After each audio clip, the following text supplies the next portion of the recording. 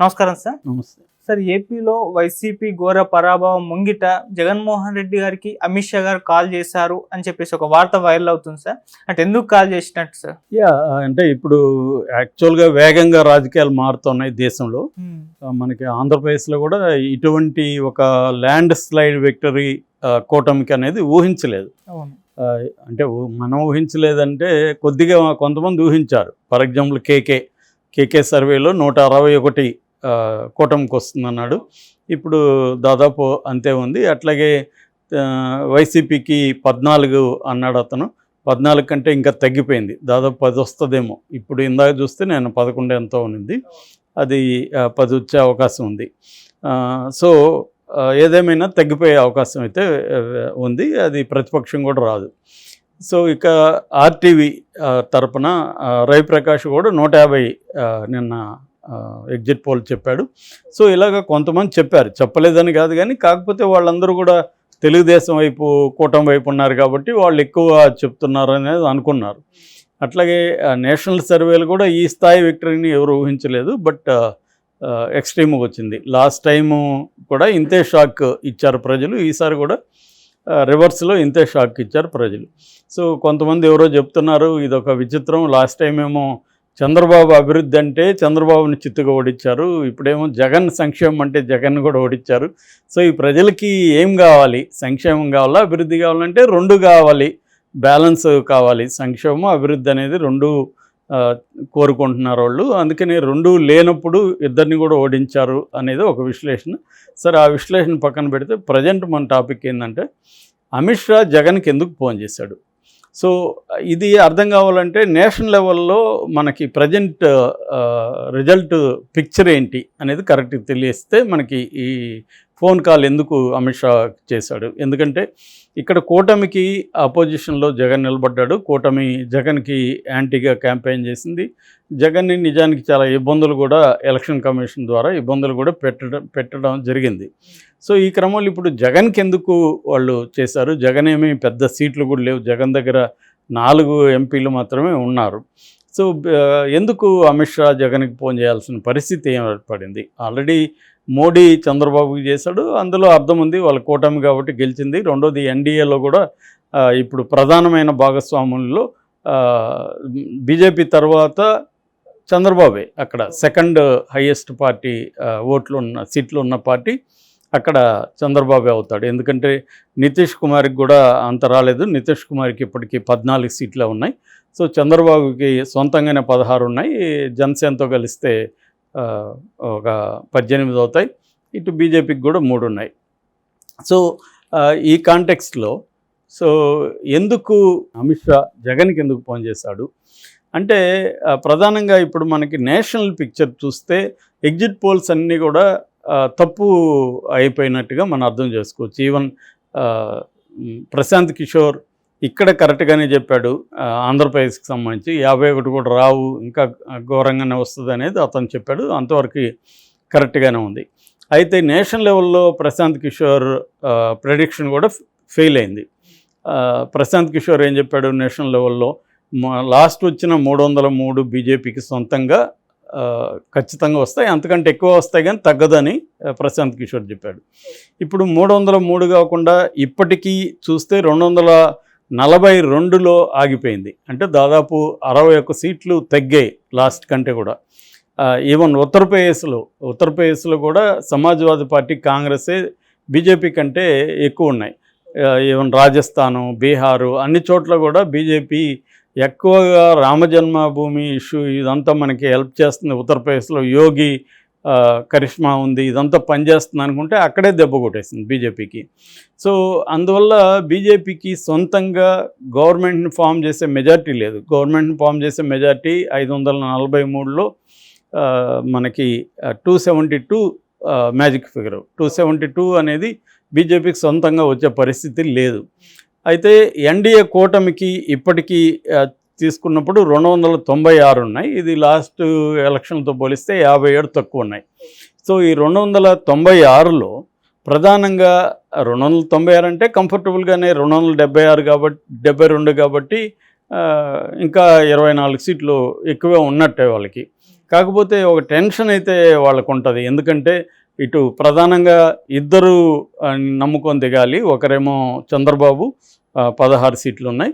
ఇటు నితీష్ కుమార్ జనతాదళ్ యునైటెడ్ నితీష్ కుమార్కి 14 ఉన్నాయి. సో వీళ్ళిద్దరికి 30 సీట్లు ఉన్నాయి. సో ఇప్పుడు రేపొద్దున వీళ్ళిద్దరిలో ఆల్రెడీ నితీష్ కుమారు అతని జంపింగ్ జలాంగా అంటారా, అతను ఎన్నిసార్లు పార్టీలు మారుస్తాడనేది ఎవరికి తెలియదని, అంటే కూటములు మారుస్తాడని. ఎన్డీఏలో మొన్నటి వరకు ఇండియా కూటమిలో ఉన్నాడు, మొన్ననే ఈ మధ్యనే ఇటు వచ్చాడు, మళ్ళీ అటు వెళ్ళడానికి గ్యారంటీ ఏమీ లేదు. సో అందువల్ల చంద్రబాబు అంతే, చంద్రబాబుకి యూటర్న్ బాబు అని పేరు పెట్టారు. ఆయన గతంలో ఎన్డీఏలో ఉన్నాడు, తర్వాత 2018లో ఇండియా కూటమిలోకి వెళ్ళాడు. ఇప్పుడు కూడా ఆయన్ని ఇండియా కూటమి నాయకులు ఆల్రెడీ కాంటాక్ట్ చేస్తున్నారని చెప్తున్నారు. కాంగ్రెస్ సంబంధించిన వేణుగోపాల్ కావచ్చు, శరద్ కుమార్ కావచ్చు, మన వీళ్ళు శరద్ పవార్ కావచ్చు, వీళ్ళు కాంటాక్ట్ చేస్తున్నారనేది ఆల్రెడీ చెప్తున్నారు. ఒకవేళ చంద్రబాబుకి రేపు పొద్దున ఉప ప్రధానం ఏదో వాళ్ళు ఆఫర్ చేశారనుకున్నాం, చంద్రబాబు అటు ఏమన్నా జంప్ అయితే ఏంటి పరిస్థితి? సో ఈ టెన్షన్ ఖచ్చితంగా బీజేపీ కేంద్ర నాయకత్వానికి ఉండే అవకాశం ఉంది. సో ఈ కాంటెక్స్ట్లో వాళ్ళు 1 అయినా 2 అయినా 3 అయినా మిగతా నాన్ ఎన్డీఏ నాన్ ఇండియా కూటమి వాళ్ళు దాదాపు 20 మంది దాకా ఉన్నారు. ఈ 20ని కూడా వాళ్ళు వాళ్ళ అకౌంట్లోకి తీసుకోవాలనేది వాళ్ళు ట్రై చేస్తుంటారు. అట్లాగే ఇప్పుడు ఎట్లాగైతే ఇండియా కూటమి ఎన్డీఏ కూటమిలో ఉన్న వాళ్ళని తన వైపు లాక్కోవాలని ట్రై చేస్తుందో, అలాగా బీజేపీ వాళ్ళు కూడా ఇండియా కూటమిలో ఉన్న కొన్ని పక్షాలని వాళ్ళకి డబ్బులు ఇచ్చో లేకపోతే ఇంకొకటి ఆఫర్ చేసో వాళ్ళు తీసుకునే అవకాశం ఉంది. సో ఇప్పుడు జగన్ని ఈ 4 సీట్లకి మా అకౌంట్లో వేసి పెట్టు నువ్వు, నీకు మేము నిన్ను చంద్రబాబు నుంచి కాపాడుతాము అనేది. ఎందుకంటే ఇప్పుడు జగన్కి చంద్రబాబు నుంచి ఖచ్చితంగా టెన్షన్ ఉంటుంది. 2 రకాలు ఉంటాయి. ఒకటి పొలిటికల్గా జగన్కి 10, 12 ఎన్నో వచ్చాయనుకో, అవి కూడా మ్యాక్సిమం లాగేసుకుంటాడు చంద్రబాబు. సో ఆల్మోస్ట్ ఇంకా జగన్ ఒకడే మిగిలిపోతాడు. జగన్ ఒకరో ఇద్దరు మిగిలిపోతారు అంతే. సో అట్లాంటప్పుడు ఇంకా అది చాలా ఘోరమైన పరిస్థితి. అంటే ఒకప్పుడు పవన్ కళ్యాణ్కి ఉన్న పరిస్థితి ఇప్పుడు ఉల్టాలో జగన్కి వచ్చింది. సో పవన్ కళ్యాణ్ ఇప్పుడు 2nd లార్జెస్ట్ పార్టీగా మారిపోయాడు. ఎందుకంటే 20 ఆయనకి 21 వచ్చే అవకాశం ఉంది. అంటే 100% స్ట్రైక్ రేట్లో వచ్చే అవకాశం ఉంది. సో ఏదేమైనా జగన్ పరిస్థితి అత్యంత ఘోరంగా ఉంటుంది పొలిటికల్గా. రెండవది పర్సనల్గా తీసుకున్నప్పుడు ఆల్రెడీ ఉన్న కేసులు ఎలాగో అవి సెంట్రల్ ఏజెన్సీల కింద ఉన్నాయి కాబట్టి ఈడీ అండ్ సిబిఐ అదే ఎట్లాగో వాళ్ళు ఆపుతారు. ఇక చంద్రబాబు అనుకుంటే ఏం చేస్తాడంటే రేపొద్దున ఇసుక, మద్యం కుంభకోణం, ఇంకా రకరకాల కుంభకోణాలు ఆల్రెడీ జగన్ మీద వీళ్ళు మాట్లాడుతున్నారు. ఈ కుంభకోణాలని వీళ్ళు బయటికి తీసి ఇప్పుడు ఎట్లయితే చంద్రబాబుని స్కిల్ డెవలప్మెంట్లోనూ లోకేష్ని వీళ్ళందరినీ రాజధాని కుంభకోణం, రకరకాల కుంభకోణాలు చంద్రబాబు మీద 7-8 కేసులు పెట్టారు, అలాగా వీళ్ళు కూడా పెట్టే అవకాశం ఉంది. ఫోన్ ట్యాపింగ్ కూడా పెట్టచ్చు, ఇక్కడ పెట్టారు కాబట్టి. సో ఇప్పుడు రేవంత్ రెడ్డి ఇక్కడ ఏం చేస్తున్నాడో అదే జగన్ మీద కూడా అక్కడ వాళ్ళు చేసే అవకాశం ఉంది. సో ఇది చేసినప్పుడు జగన్ ఖచ్చితంగా మళ్ళీ జైలుకి వెళ్తాడు. ఆల్రెడీ జోకులు వినిపిస్తున్నాయి. రాజమహేంద్రవరంలో రాజమండ్రి సెంట్రల్ జైల్లో చంద్రబాబుని ఏ బ్లాక్లో పెట్టారో అక్కడ అదే పెట్టాలి, దోమలు ఇవన్నీ వ్యవహారం అతనికి కూడా ఉండాలి అనేది వాళ్ళు మాట్లాడుకుంటున్నారు. ఆల్రెడీ వస్తున్నాయి. ఆల్రెడీ రివెంజ్ స్టార్ట్ అయింది. ఆల్రెడీ ఎన్టీఆర్ యూనివర్సిటీకి వైఎస్ఆర్ అని పెడితే ఇప్పుడు ఇందాకే వీడియో బయటకు వచ్చింది. తెలుగుదేశం వాళ్ళు ఎన్టీఆర్ని పీకేసి వైఎస్ఆర్ని పీకేసి మళ్ళీ ఎన్టీఆర్ని పెడుతున్నారు. అంటే రివెంజ్ స్టార్ట్ అవుతుంది. వీళ్ళని కంట్రోల్ చేయడం కూడా కష్టం అవుతుంది. ఎందుకంటే చంద్రబాబు కంట్రోల్ చేయలేడు. ఒక రకంగా లోకేష్ కూడా చంద్రబాబును కూడా కొంచెం నువ్వు కొద్దిగా సైలెంట్గా ఉండు, మేము చూసుకుంటామన్న పరిస్థితిలో ఉంటారు. వాళ్ళు ఆల్రెడీ చెప్పారు చంద్రబాబు అభివృద్ధి చూసుకుంటాడు, నేను వీళ్ళ సంగతి చూసుకుంటాను లోకేష్ ఎప్పటి నుంచో చెబుతున్నాడు. సో ఈ కాంటెక్స్లో జగన్కి ఇప్పుడు ఒక ప్రొటెక్షన్ అయితే అవసరం. ఆ ప్రొటెక్షన్ సెంట్రల్ నుంచే ఇవ్వాలి. సో సెంట్రల్ నుంచేమో బీజేపీ ఏమో చంద్రబాబు మీద డిపెండ్ అయ్యి గవర్నమెంట్ ఫామ్ చేసే పరిస్థితి బీజేపీ ఉంది. మరి అట్లాంటప్పుడు చంద్రబాబుని బీజేపీ కంట్రోల్ చేయగలుగుతుందా అంటే చెప్పలేం. రేపొద్దున జగన్ అవసరం మాకుంది. ఎందుకంటే రాజ్యసభలో కూడా జగన్కి 11 మెంబర్స్ ఉన్నారు, అది కూడా బీజేపీకి కావాలి. అట్లాగే ఈ 4 కూడా వాళ్ళ అకౌంట్లు వేసుకోవాలి. సో ఇది ఉన్నప్పుడు మేము చంద్రబాబును కొద్దిగా కంట్రోల్ చేస్తామని జగన్తో బేరాలాడడానికి ఏమన్నా చేశాడా అనేది మనకి పాజిబుల్ ఇది ఆన్సర్. అదర్వైజ్ జగన్కి ఆయన ఫోన్ చేయాల్సిన అవసరం ఏముంటుంది? సో వాళ్ళు ఊరికే ఫోన్ చేయరు కదా ఎవరికి. సో వాళ్ళకి దాని వెనుక ఒక పర్పస్ ఉంటుంది. సో గతంలో కూడా చంద్రబాబు కూడా 3 ఎంపీలని అటు పంపించాడు.